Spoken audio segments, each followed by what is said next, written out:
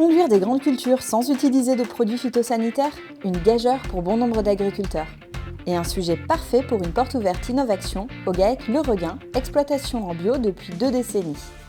Joanne Mathieu présente son approche globale de la maîtrise du désherbage, associant plusieurs leviers techniques à la recherche des meilleurs compromis. Si la bonne préparation du sol est la clé de la prévention du salissement, les bineuses, RC-Tri, avec maintenant la possibilité du guidage de précision en démonstration ce jour-là, sont les outils essentiels pour un désherbage performant. On est sur une superficie de 145 hectares en bio, dont 70 hectares de culture environ, et puis autrement c'est de la prairie. Donc on est 2 associés et puis Antoine là, qui est en cours d'installation.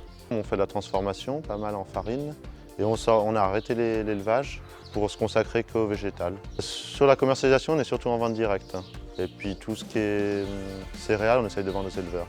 Alors pour gérer le désherbage sur la ferme, le principal c'est en amont d'avoir une parcelle saine, sans trop d'adventices, et de faire des faux semis. Bon alors comme levier, c'est vrai qu'on a toujours le labour, qui est quand même un levier quand la parcelle est sale. Alors en début de rotation, on maîtrise parfaitement le désherbage, mais dès qu'une rotation commence à avoir 4, 5 ans, 6 ans, c'est vraiment la fin de rotation et là c'est plus difficile. Dans la rotation, donc c'est indispensable de passer par une prairie en fin de rotation. Donc prairie, ça peut être la luzerne, du trèfle, luzerne dactyle, enfin des mélanges. Et donc c'est ces racines qui vont en pivot, par exemple de la luzerne, qui vont permettre de dégrader le chardon. Et surtout de faucher régulièrement, ça permet d'épuiser le chardon ou le rumex.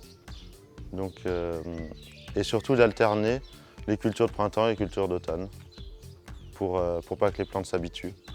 Donc une terre elle ne restera pas nue tout l'hiver, il y aura toujours un couvert. Ça tient les terrains propres surtout, ça travaille un peu le sol. Et c'est vrai que quand le terrain est couvert, les autres graines n'ont pas la place de germer. Comme outil de désherbage mécanique, on a surtout la RC-Tri qui est la machine qu'on utilise le plus, qui est très rapide, qui est facile à régler, qui va bien. Et puis autrement, c'est la bineuse, qui est un peu plus long à passer. C'est bien une demi-heure, 3/4 d'heure l'hectare, mais qui est très efficace aussi. Donc désherbage mécanique avec la bineuse, ça sera plutôt sur les cultures en ligne, donc le maïs, le soja et le tournesol. Alors par rapport au désherbage des cultures d'automne, on passe à RC-Tri donc une fois à l'automne. Donc ça c'est vraiment selon la météo. Et le plus important c'est de le passer au printemps. Et puis donc tout ce qui est culture sarclée, donc on va dire que ça va être maïs, tournesol. Le top c'est de faire un passage de RC-Tri avant la levée et après de 2 à 3 fois la bineuse. Donc par rapport au rendement, sur le maïs on est à 70-75 quintaux. Sur du blé, on pourra dire qu'on est à 40 quintaux de moyenne, qu'on est quand même en bio, donc pour nous on est très satisfait du rendement.